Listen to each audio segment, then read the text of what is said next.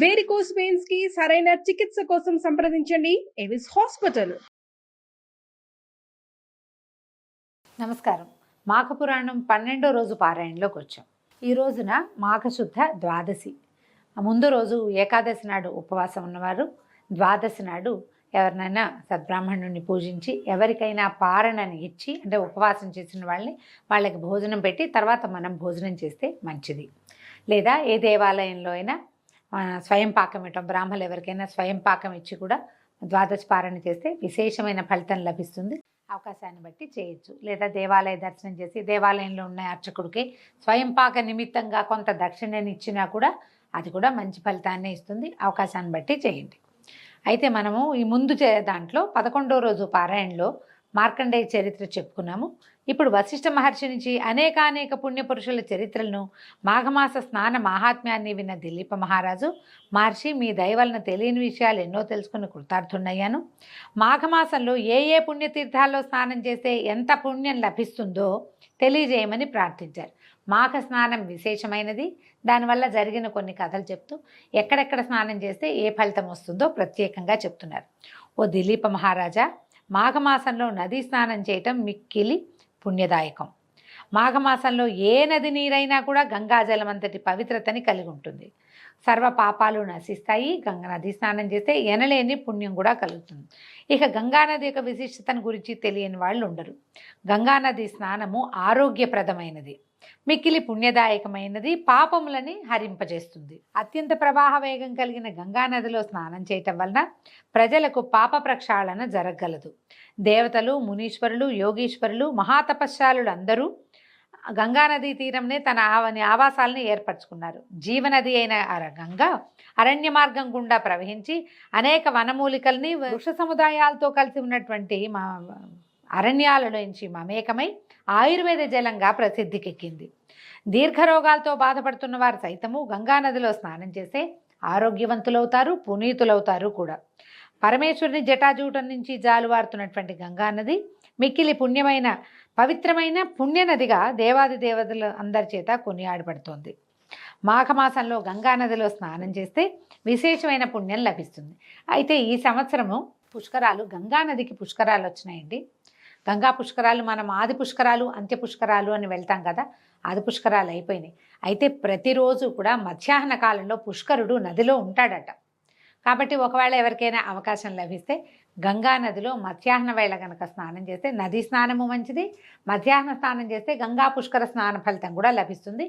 అవకాశం ఉన్న వాళ్ళు చేయొచ్చు. తర్వాత ఎవరైతే గంగానదిలో మాఘమాసంలో స్నానం చేస్తారో వారికి విశేషమైన పుణ్యఫలితం లభిస్తుంది. పాపాలన్నీ హరించి విష్ణు సాయుధ్యాన్ని పొందుతారు. బొందితో కైలాసానికి వెళ్ళి పరమేశ్వరుని వీక్షించగలిగే మహాత్మ్యము ఈ గంగానది స్నాన ఫలితమేనని చెప్తారు. ముక్తి కోరేవాళ్ళు మాఘమాసంలో గంగా స్నానం చేయండి. అసలు ఇది కాదండి, జీవితంలో ఒక్కసారైనా ప్రతి భారతీయుడు గంగా స్నానం చేసి తీరాలి, ఒక్కసారైనా కూడా. అయితే ప్రయాగ పుణ్యక్షేత్ర మహిమ వర్ణింపనలవి కానిది. ఇది గంగా, యమున, సరస్వతి నదుల త్రివేణి సంగమం. మాఘమాసమందు త్రివేణి సంగమంలో స్నానం చేసి మాఘమాస వ్రతాన్ని, పూజలు చేసి దాన ధర్మాది కార్యక్రమాలు చేసినచో నేరుగా విష్ణు సాయుధ్యాన్ని చేరతారు. అందులో సందేహం లేదు. ఈ ప్రదేశం గొప్ప విశేషతను సంతరించుకుని ఉన్నది. ఇక్కడ గంగ సముద్రంలో కలుస్తుంది. ఈ 7 జన్మాల పాపాలు కూడా పోతాయట. వేణిదానం అని ప్రత్యేకంగా చేస్తారటండి ఈ త్రివేణి సంగమంలో. వేణిదానం జుట్టు ఇస్తారనమాట. అక్కడైతే చాలా విశేషం అని చెప్తారు. ఒకవేళ అవకాశం ఉంటే అది కూడా చేసుకోవచ్చు. పైగా ఏంటంటే చుట్టుపక్కలన్నీ చాలా పవిత్రమైనటువంటి క్షేత్రాలు అవి ఉన్నాయి. అవన్నిటిని దర్శనం చేసుకుని త్రివేణి సంగమ స్నానం కూడా చేస్తే మంచిది. మాఘమాసంలో త్రివేణి సంగమం అత్యద్భుతంగా ఉంటుంది. గోదావరి దక్షిణ భారతదేశంలో ప్రసిద్ధి పొందిన నదీ పుణ్యక్షేత్రం. దీన్నే గౌతమి అని పేరు కూడా ఉంది. ఇది పడమట కనుమలకు దగ్గరలోనూ నాసికా త్రయంబకం అనే పుణ్యక్షేత్రం అందు పుట్టుచున్నది. గౌతమ మహర్షి తన గోహత్యా దోషాన్ని నివృత్తి చేసుకోవడం కోసం ఈశ్వరుని గురించి ఘోర తపస్సు చేశాడు. ఈశ్వరుడు మెచ్చుకొని గోహత్యా ప్రదేశము మీదుగా గోదావరిని అంటే గంగానదే ఇక్కడ వచ్చిందనమాట. ఇక్కడికి వచ్చి ఇట్లా గోదావరి పేరుని తెచ్చుకుంది. అంచేతే గౌతముని వల్ల వచ్చింది కాబట్టి దీనికి, ఈ నదికి గౌతమి అనే పేరు కూడా వచ్చింది. ఎన్నో ఉపనదులు ఇందులో కలుస్తాయి. పరమ పవిత్రము, పుణ్యప్రదము, సర్వపాపాలని హరింపజేసేటువంటి ఈ గంగానది, గోదావరి నదిలో స్నానం చేస్తే ఇహపర సౌఖ్యాలు లభిస్తాయని చెప్తారు. సకల రోగాలు హరిస్తాయట. ప్రతి సంవత్సరము వచ్చేటువంటి వరద గోదావరిలోనూ మాఘమాసంలోనూ ఈ నదిలో స్నానం చేస్తే ఆరోగ్య ఐశ్వర్యాలు వస్తాయి. వరద వచ్చినప్పుడు స్నానం చేయాలటండి, అప్పుడు ప్రమాదం కదా, కానీ చెప్తున్నారు. ఏనా అవకాశం ఉంటే చేస్తారేమో. ఎర్రటి నీళ్ళు అవి వస్తాయట గోదావరిలోకి.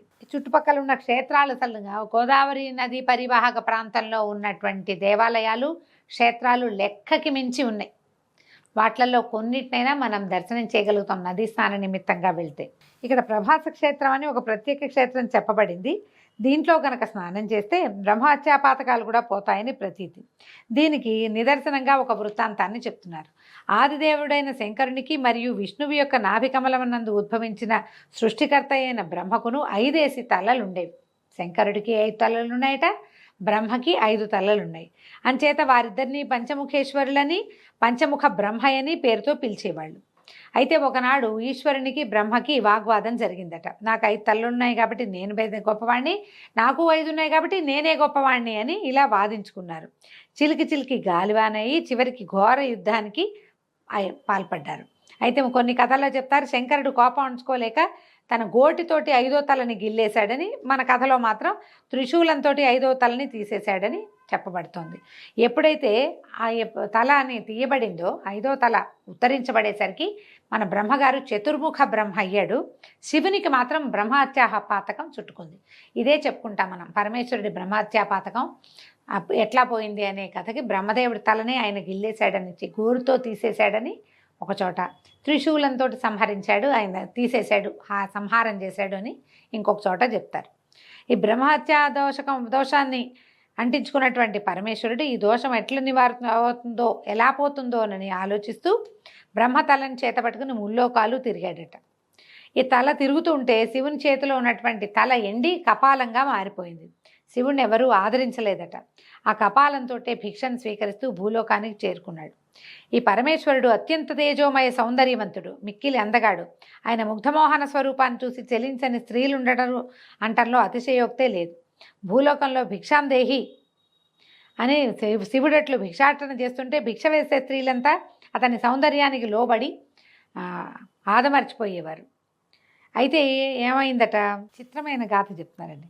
ఇలా స్త్రీలంతా ఈ జగన్మోహనాకారుడైన శివునికి వశమైపోతుంటే మునులు, ఋషీశ్వరులు వీళ్ళంతా చాలా కోపం వచ్చిందట. ఎవరి భిక్షుకుడు మా భార్యల్ని సైతం వశపరుచుకున్నారు, ఇతని పురుషత్వం నశించుగాక అని శపించారట. అంతే భిక్షాటన చేస్తున్నటువంటి పరమేశ్వరుని యొక్క లింగము కింద పడిపోయిందట. అసలే బ్రహ్మహత్యా దోషంతో దురపిల్లుతున్నటువంటి పరమేశ్వరుడు చేయునది లేక లింగమందే ఐక్యమైపోయాడు. శివుడు లింగాకారంలో ఐక్యమవటంతో దానికి ఎనలేని తేజస్సు వచ్చి మిక్కిలి కాంతివంతంగా ప్రకాశించడం మొదలుపెట్టింది.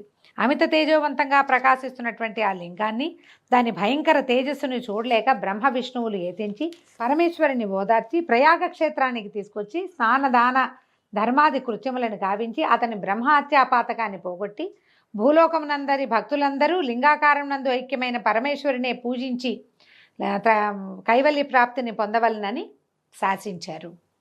విచిత్రమైన గాథ చెప్తున్నారు కదా. ఇలాంటి గాథలు కూడా ఉంటాయండి, కొన్ని పురాణాల్లో ప్రత్యేకంగా కనిపిస్తాయి. ఇదేదో అంటే ప్రక్షిప్తంగా ఏం భావించక్కర్లా. రకరకాల గాథలు ప్రాచుర్యంలో ఉన్నాయి, ప్రచారంలో ఉన్నాయి. అందులో ఇదొక గాథ అన్నమాట. పరమేశ్వరుని శక్తి అంతా లింగం నందు ఉండటం వల్లే మనం లింగ పూజే చేస్తాం. దీనికి మనం అమెండ్మెంట్గా ఏం చెప్పుకుంటాము, భృగు మహర్షి శాపం ఉంది, కేవలం లింగానికే నీకు పూజ జరుగుతుందని పరమేశ్వరుని శపించిన గాథ ఒకటి చెప్పుకుంటాం. అప్పటి నుంచే లింగ పూజ జరుగుతోంది అని. దానికి ముందు కూడా ఇలాంటిది ఒకటి జరిగిందని ఒక ఇది చెప్తున్నారనమాట. శివుడంతటి వాడే తన బ్రహ్మహత్యాపాతకాన్ని బాపుకొనుటకు ప్రయాగ క్షేత్రమందు స్నానమాడి పూజా పునస్కారాలు దాన ధర్మాది కృత్యములు నిర్వహించాడు కాబట్టి ప్రయాగ అత్యంత పుణ్యప్రదమైనది. ఇక్కడ త్రివేణి సంగమందు స్నానం చేస్తే సర్వపాపములు హరించుకుపోవునంటానికి పై వృత్తాంతమే నిదర్శనము. ఈ ప్రయాగ క్షేత్రంలో స్నానం చేస్తే అత్యద్భుతమైన ఫలితాన్ని ఇస్తుందని చెప్పడం కోసమే ఈ పరమేశ్వరిని ఈ లింగధారణ గాథని గురించి చెప్తున్నారండి. దీంతో 12వ రోజు పారాయణ పూర్తయింది. రేపు ఉదయం మళ్ళీ 13వ రోజు పారాయణలో కలుసుకుందాం. నమస్కారం.